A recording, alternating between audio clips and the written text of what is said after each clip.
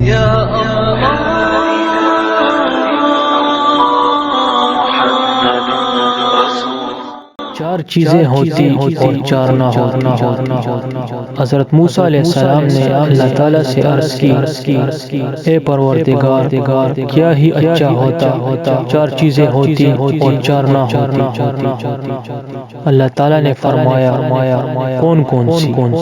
حضرت موسیٰ علیہ السلام نے عرض کیا، زندگی ہوتی موت نہ ہوتی، دولت ہوتی تنگ دستی نہ ہوتی، جنت ہوتی دوزخ نہ ہوتا، صحت ہوتی بیماری نہ ہوتی۔